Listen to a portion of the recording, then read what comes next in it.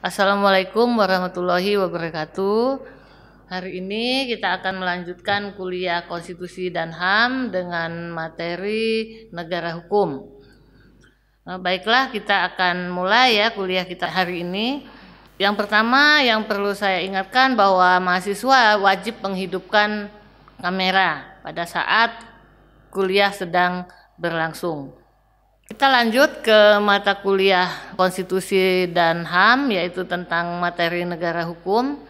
Kita awali dengan definisi dulu daripada negara hukum. Munir Puadi, negara hukum adalah suatu sistem kenegaraan yang diatur berdasarkan hukum yang berlaku dan berkeadilan, yang tersusun dalam suatu konstitusi di mana semua orang dalam negara tersebut, baik yang diperintah maupun yang memerintah, harus tunduk pada hukum yang sama. Nah, jadi setiap orang yang sama diperlakukan sama dan setiap orang yang berbeda diperlakukan berbeda dengan perbedaan yang rasional tanpa memandang perbedaan warna kulit, ras, gender, agama, dan daerah atau kepercayaan. Dan kewenangan pemerintahan dibatasi berdasarkan undang-undang. Nah, itulah definisi yang pertama yang dikemukakan oleh Munir Puadi. Nah, kemudian ada lagi yaitu menurut Kabe sebagai pencipta dan penggerak hukum di dalam segala kegiatannya harus tunduk pada hukum, yaitu membawakan negara berdasarkan pengertian hukum itu bersumber dari kesadaran hukum rakyat. Maka hukum mempunyai wibawa yang tidak berkaitan dengan seseorang atau impersonal. Baiklah, selanjutnya adalah unsur-unsur negara hukum.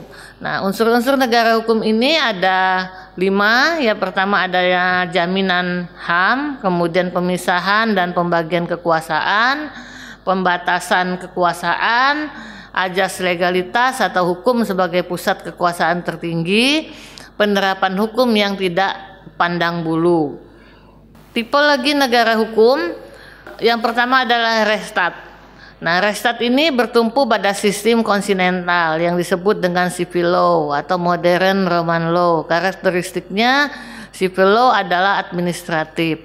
Nah, yang antara lain dikemukakan oleh Frederick Julius Stahl bahwa Restat itu yang pertama ciri-cirinya adalah adanya jaminan HAM. Yang kedua adanya pemisahan dan pembagian kekuasaan, kemudian ada pemerintahan yang berdasarkan hukum dan peradilan administrasi dalam perselisihan.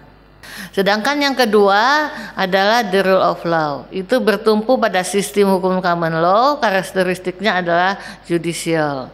Yang penganutnya adalah afidice.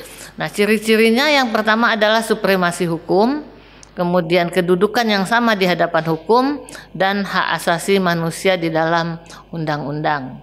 Selanjutnya adalah negara hukum Pancasila. Menurut Umar Senoaji, salah satu ciri negara Pancasila adalah jaminan terhadap kebebasan beragama. Artinya tiada tempat ateis atau propaganda anti agama di bumi Indonesia. Nah, jadi berdasarkan undang-undang kita bahwa negara hukum Pancasila itu yang pertama adalah yang harus berdasarkan kepada kelima sila yang ada di dalam Pancasila. Nah, selanjutnya adalah negara hukum Islam. Nah, negara hukum Islam ini ciri-cirinya yang pertama adalah prinsip kekuasaan sebagai amanah, kemudian yang kedua adalah musyawarah, yang ketiga keadilan, keempat ada prinsip persamaan, kelima adalah prinsip pengakuan dan setiap HAM, kemudian prinsip keadilan yang bebas, prinsip perdamaian, yang selanjutnya kedelapan adalah prinsip kesejahteraan, dan yang terakhir adanya prinsip ketaatan rakyat. Nah, prinsip-prinsip tersebut tercantum dalam Al-Quran dan diterapkan juga di dalam sunnah Rasulullah. Nah, nanti silakan dipelajari, kemudian dibaca lagi di buku-buku yang menjadi wajib daripada Konstitusi dan HAM, atau di Google ya, cari di Google sini apa yang dimaksud dengan ke-9 prinsip ini. Kemudian yang keempat adalah negara hukum sosial. adalah suatu konsep yang dianut oleh negara-negara komunis atau sosialis yang tampaknya akan mengimbangi konsep the rule of law yang dipelopori oleh negara Anglo-Saxon, bahwa dalam negara hukum sosialis ini hukum adalah sebagai alat untuk mencapai sosialisme. Hak perseorangan dapat disalurkan pada prinsip sosialisme meskipun hak tersebut patut mendapat perlindungan. Nah, itu secara garis besar adalah prinsip dari negara hukum sosial.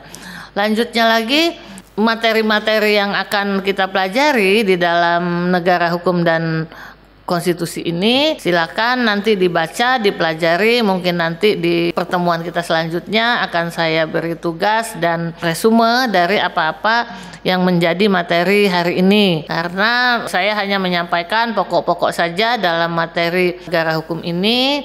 Mahasiswa silakan ya membaca dari buku-buku yang menjadi buku wajib dari mata kuliah ini, dan juga bisa melihat dari Google ya. Jadi apa yang perbandingan antara pengertian daripada negara-negara hukum itu tadi. Nah, saya akhiri saja kuliah kita hari ini. Wassalamualaikum warahmatullahi wabarakatuh.